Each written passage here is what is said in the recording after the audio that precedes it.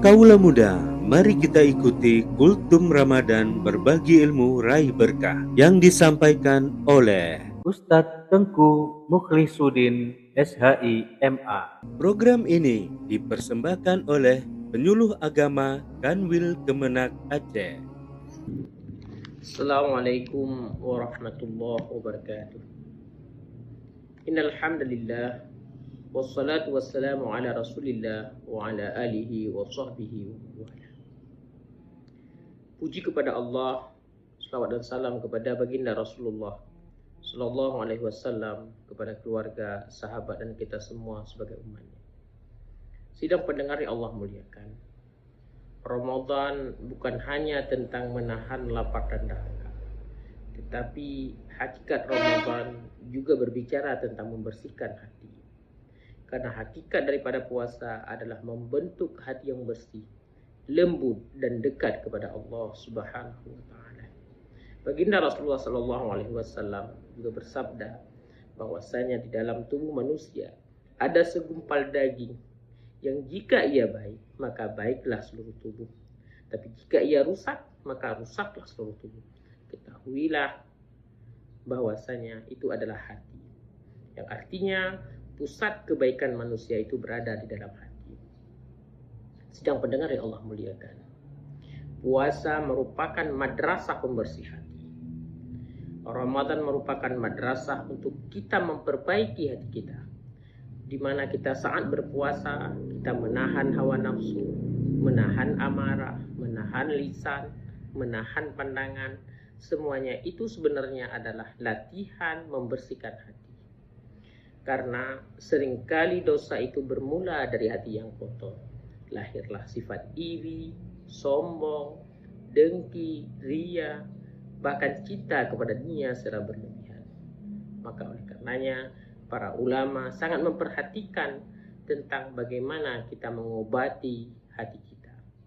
Dalam hal ini, Ibrahim Al-Khawwas, sebagaimana dinukilkan oleh Imam Al-Qushairi di dalam Risalatul Qushairiyah, mengatakan, Dawa'ul qalbi khamsatu asya', qiraatul Qur'an bitadabbur, wa khala'ul butun, wa qiyamul lail, wa tadharru' 'inda sahur, wa mujalasatus salihin. Obat hati itu ada 5 perkara. Pertama adalah membaca Al-Quran dengan mentadabburi maknanya. Bukan sekedar membaca, tapi kita merenungkan makna dari Al-Quran. Ramadan merupakan bulan Al-Quran. Jika hati kita keras, gelisah, sempit, sedih, susah, maka obat yang pertama adalah Al-Quran. Al-Quran ibarat cahaya yang akan membersihkan hati. Yang kedua, mengosongkan perut. Ini dimaknai dengan berpuasa. Ini luar biasa, karena puasa sendiri merupakan obat hati. Ketika perut kita tidak selalu kenyang, hati kita akan lembut, jiwa kita akan tenang, nafsu akan menjadi lemah. Karena itu para ulama mengatakan, perut kenyang sering membuat hati kita keras. Yang ketiga adalah qiyamul lail ataupun salat malam. Dalam Ramadan identik dengan qiyamul lail. Kita laksanakan tarawih, kita laksanakan salat witir, kita bertahajud. Di malam hari ketika manusia tidur, orang yang bangun untuk salat akan merasakan kedekatan yang sangat dekat dengan Allah Sang Pencipta. Nah, inilah yang dimaksudkan. Salat malam merupakan cahaya bagi kita, bagi hati-hati kita yang sempit. Kemudian yang keempat adalah berdoa di waktu sahur. Waktu sahur merupakan waktu mustajabah doa. Allah Ta'ala juga memuji kepada orang-orang yang memohon ampun kepada Allah di saat sahur. Ini menjadi sebuah momentum yang sangat luar biasa di dalam kita mengobati hati kita. Yang kelima adalah berkumpul dengan orang-orang yang soleh. Ingat, lingkungan yang baik akan sangat mempengaruhi hati-hati yang baik. Jika kita sering bersama dengan ahli ibadah, dengan ahli zikir, ahli salawat, ahli ilmu, maka kepribadian kita, hati kita juga akan ikut terbawa dengan kegiatan-kegiatan kebaikan. Begitu juga Sidang pendengar yang Allah muliakan, setidaknya kita juga perlu menjaga supaya hati kita terus terawat, hati kita terus berada di dalam rel yang dicintai oleh Allah. Maka setidaknya ada 6 perkara yang merusak hati. Syekh Hasan Al-Basri, sebagaimana yang dinukilkan oleh Syekh Nawawi Al-Bandani di dalam kitab Nasaihul Ibad, beliau mengatakan, awas, jangan sampai kita terjebak di dalam 6 perkara yang bisa membuat hati kita menjadi rusak, bisa membuat hati kita menjadi sempit, bisa membuat hati kita menjadi kotor.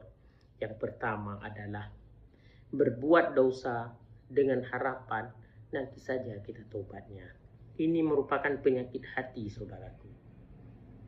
Jika kita menganggap bahwa kita masih menyimpan waktu, kita masih menyimpan umur untuk kita bertaubat, padahal kita tidak tahu kapan ajal itu tiba. Dan ingatlah, memperlambatkan taubat dengan menganggap bahwa masih ada waktu kita untuk bertobat, ini merupakan hal perkara yang akan membuat hati kita rusak. Yang kedua adalah kita yang dengan ilmu bukan untuk kita amalkan. Ilmu tanpa amal akan menjadi hujah yang akan memberatkan kita di sisi Allah Subhanahu wa Ta'ala. Dan bahkan diibaratkan setiap ilmu yang tidak diamalkan ini bagaikan pohon yang kita harapkan akan ada buahnya, tetapi dia akan menjadi pohon yang tidak berbuah. Ketiga, beramal tapi tidak ikhlas. Ini dimaknakan dengan riya. Secara lahir ibadahnya banyak, tetapi niatnya bukan karena Allah. Dia mengharapkan posisi, dia mengharapkan pengakuan, legitimasi dari manusia. Jika ini kita lakukan, ini menjadi penyebab kita merusak hati kita. Kemudian kita yang makan rezeki Allah, tapi kita tidak mensyukurinya. Setiap hari kita menikmati makanan, kesehatan, waktu luang, udara, kebaikan keluarga. Semuanya ini merupakan anugerah dan rezeki dari Allah Subhanahu wa Ta'ala. Tetapi kita sering melupakan bahwa ini adalah pemberian Allah. Kita tidak mensyukurinya. Dan ini merupakan hal yang akan membuat hati kita rusak. Yang kelima, kita tidak ridha dengan takdir Allah. Kemudian yang keenam, kita hadir ke pemakaman, kita melihat kematian. Tetapi hal ini tidak menjadikan kita sadar bahwa setiap kehidupan pasti akan ada akhirnya. Setiap apa yang kita kerjakan pasti akan ada hisabnya. Demikian yang dapat kami sampaikan dalam pertemuan singkat ini. Mudah-mudahan bermanfaat. Subhanakallah wa bihamdika asyhadu an la ilaha illa anta astaghfiruka wa atubu ilaik. Assalamualaikum warahmatullahi wabarakatuh.